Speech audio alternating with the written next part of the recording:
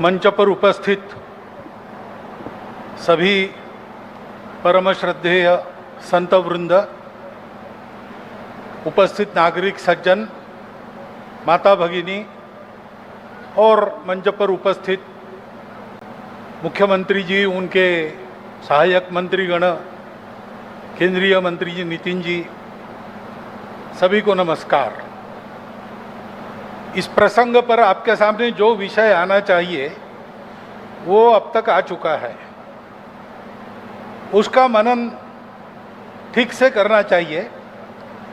मुझे केवल एक जानकारी आपको सुधार कर बतानी है।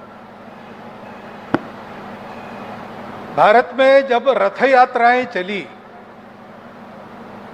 मीनाक्षीपुरम के बाद एकात्मता रथ यात्रा हुई, बाद में गंगा यात्रा हुई, तो एकात्मता यात्रा के समय जिन 4 मार्गों पर वो यात्रा चली, उन पर भारत माता की 4 मूर्तियां चली।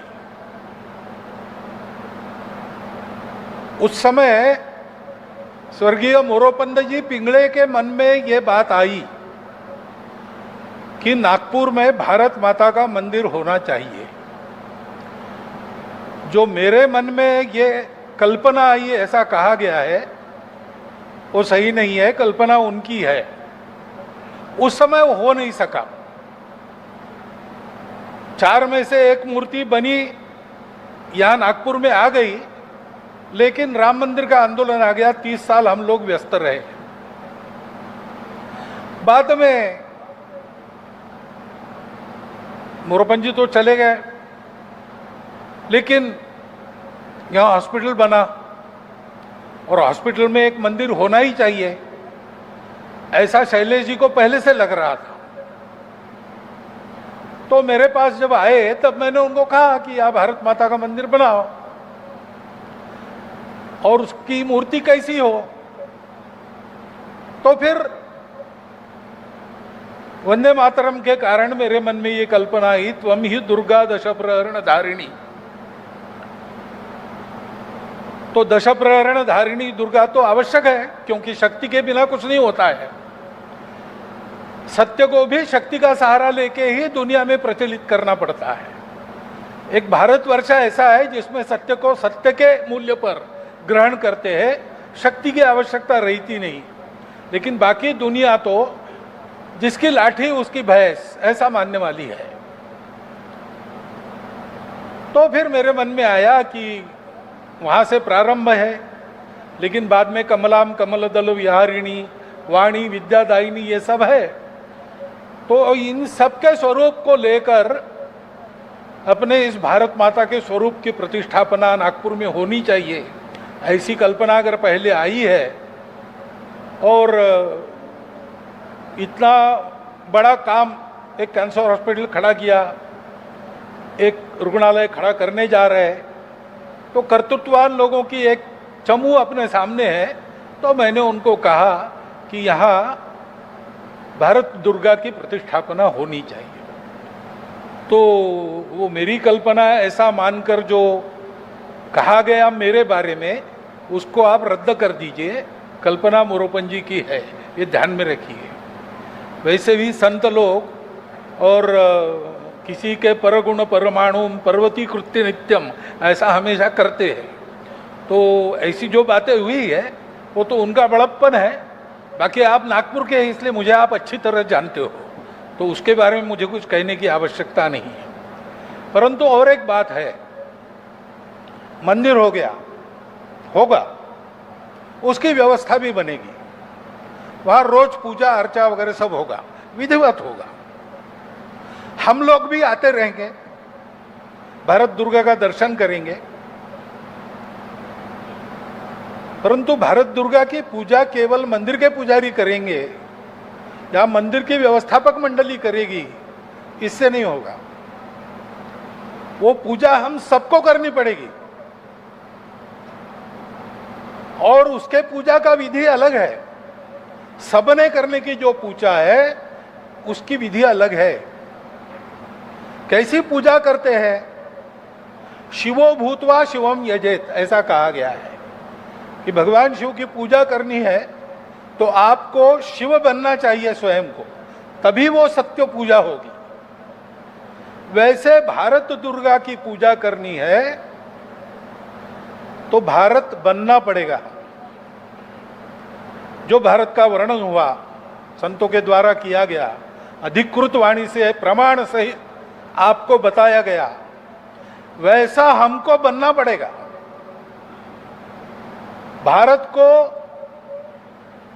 भारत की पूजा करनी है तो भारत बनना पड़ेगा। बनने के लिए भारत को जानना पड़ेगा और भारत को मानना पड़ेगा।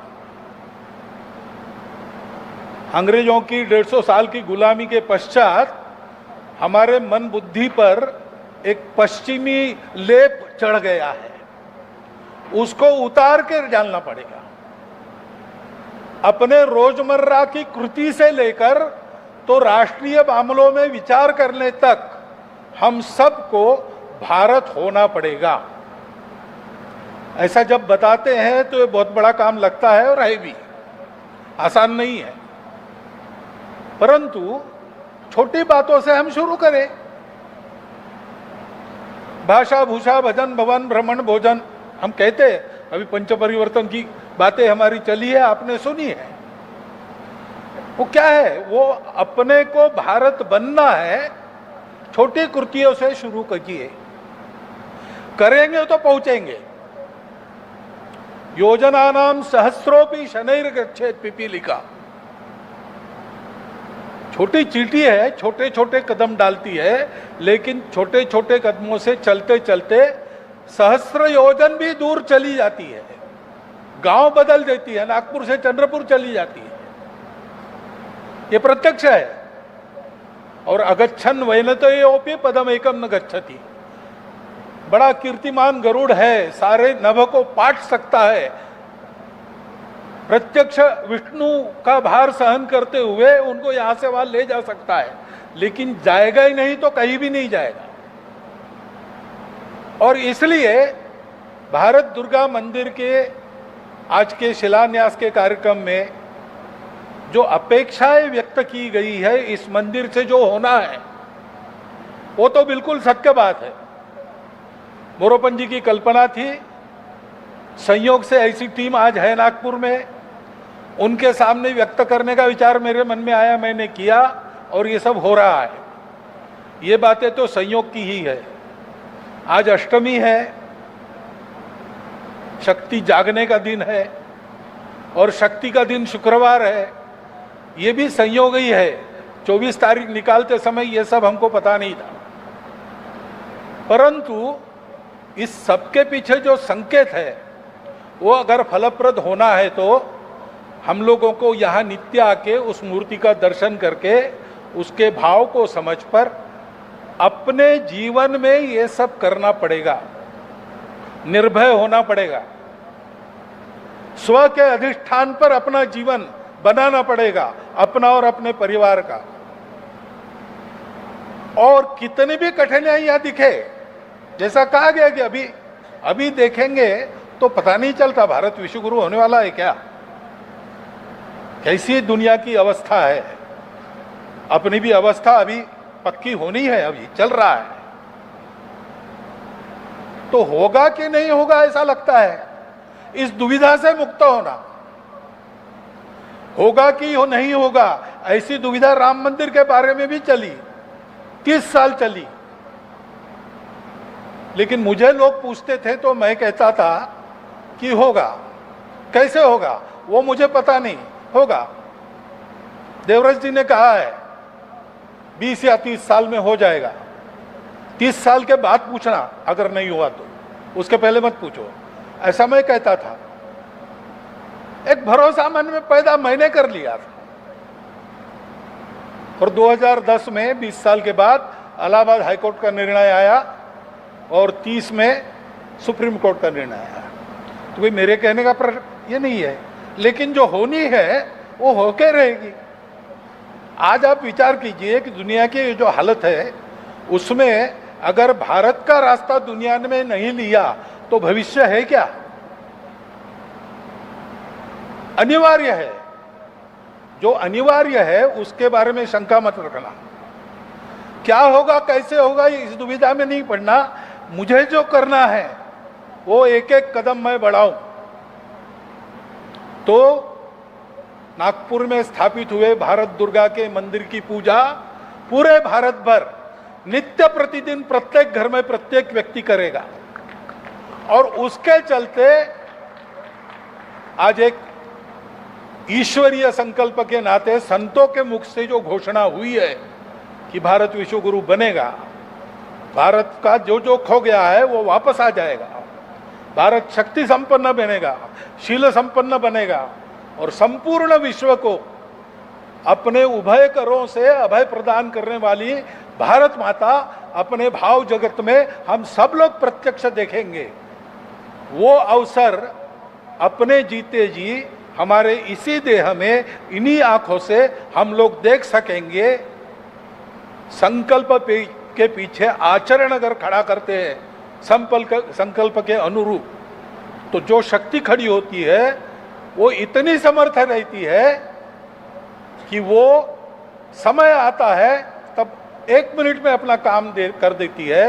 और जैसा कहा गया है और जैसा दिख रहा है वो समय आ गया है। इसको पहचान कर इस प्रकार की पूजा हम आज से ही प्रारंभ करें। एक बार आपने रेखा चित्र देख लिया है, यथावकाश मंदिर बनेगा, मूर्ति आएगी, हमको रुकने की आवश्यकता नहीं। पूजा हम आज से शुरू कर दे, हम स्वयं करें, अपने सारे परिवार में इस पूजा को प्रचलित करें, तो इस मंदिर की स्थापना के पीछे जो कल्पना है, जो दृष्टि है और संतों का जो आशीर्वाद मिला है, वो आशीर्वाद हम सबको इसी शरीर में फलप्रद होगा।